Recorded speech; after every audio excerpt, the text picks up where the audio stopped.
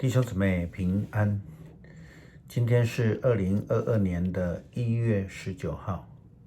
今天的经文是诗篇145篇，雅歌书第4章第9节到5章的第1节，路加福音第5章33节到39节。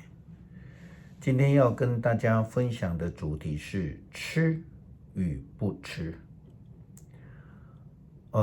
通常在赴喜宴的时候，人们总是会特别的打扮，我们会说盛装前往，因为受邀参加喜宴都是非常高兴的。我们要与新郎、新娘来同贺喜。当然，除了特殊的因素之外，在婚宴当中应该没有人是哭丧着脸，不吃也不喝吧。其实这样的说法正是耶稣基督回答当时候有人试探他的话。根据马太福音第9章第14节的说法是，这个试探他的人是约翰的门徒。耶稣回答他说，新郎还在婚宴的时候，你能叫贺喜的客人禁食吗？当然不能。公关福音3卷福音书都记载了同样这一段的对话。因为这个人试探耶稣说，有人对耶稣说，约翰的门徒常常禁食祷告，法利赛人的门徒也是一样，只有你的门徒又吃又喝。其实我们如果回头看耶稣的教导，他并不反对禁食，但他对于禁食有不同的看法与见解。他认为禁食不是表面的、经常的，更不是这种硬性要求的。禁食应该是出于内心，并且建立与上帝更美好的关系上面，而不是那种礼仪的规范。吃与不吃，耶稣有他的标准和看法。耶稣基督回答这个人的试探，他说，新郎还在婚宴的时候，你能叫贺喜的客人禁食吗？当然不能。可是日子到了，新郎要从他们当中被带走，那时候他们就要禁食了。与新人同欢喜，同坐席，共享喜宴的喜乐，这是必然的。否则的话，就会如同台湾传统的一些看法，在该喜乐的场所哭丧着脸，会被认为是唱衰，是不吉利。基督的信仰的角度来看，是一个不适宜的做法。这样的做法并不是合宜的哈。基督徒应当在新郎来的时候，跟新郎一同欢喜，一同坐席，一同享受。耶稣基督他曾经用10个童女来做比喻，谈到婚宴。这里所指的这个新郎来了，其实就是预表耶稣基督来了。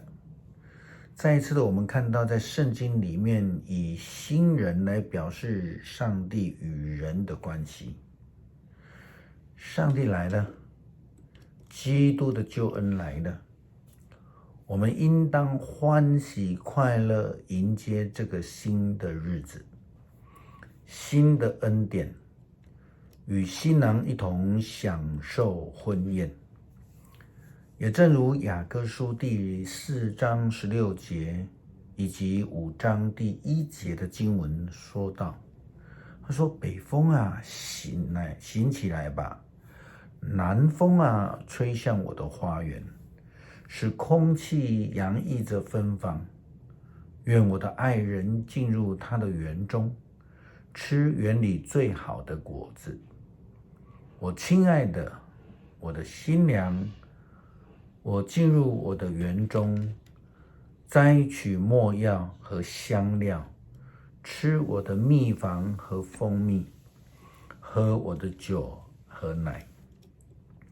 耶稣基督提醒跟随者，必须要以新的生命态度来迎接新的恩典，迎接新郎，开始领受一个新的生命。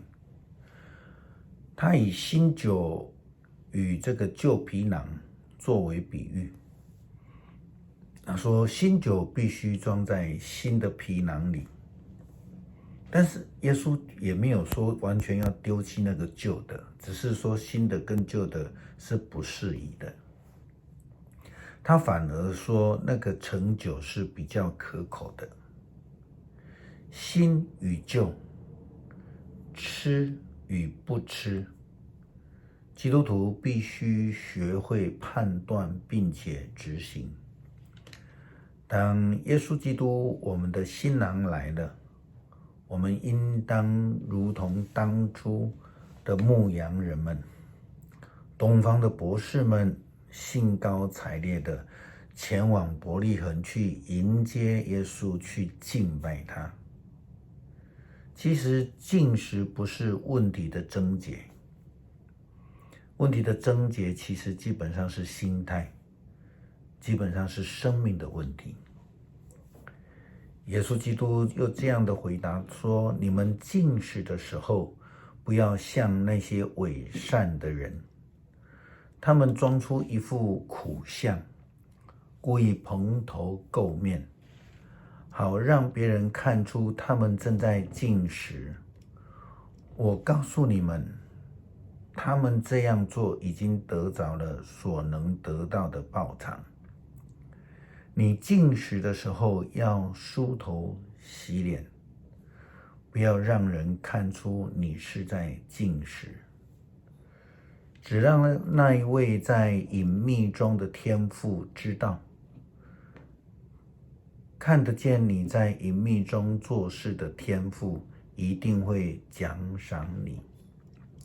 这是在马太福音第6章16到18节耶稣基督的教导。所以很清楚的，不是因为人常常进食就表示他是敬虔的，进食也不是为了要得到人或是别人的赞赏，而是要追求与上帝和谐亲密的关系。求主帮助我们。我们一起来读诗篇145篇。我的上帝啊，我要宣扬你的伟大。我的君王啊，我要永远感谢你。我要天天感谢你。我要世世代代颂赞你。上主至大，应该大受颂赞。他的伟大无法测量，世世代代都要宣扬你的作为。他们都要宣布你的大能的事迹，他们要述说你的荣耀和尊严。我要传布你奇妙的作为，人要讲论你可畏的大能。我要宣扬你的伟大，他们要述说你的良善，歌颂你的公义。上主有恩典，充满怜悯，他不轻易发怒，满有不变的爱。他恩待众生，他的恩慈给予一切被造物。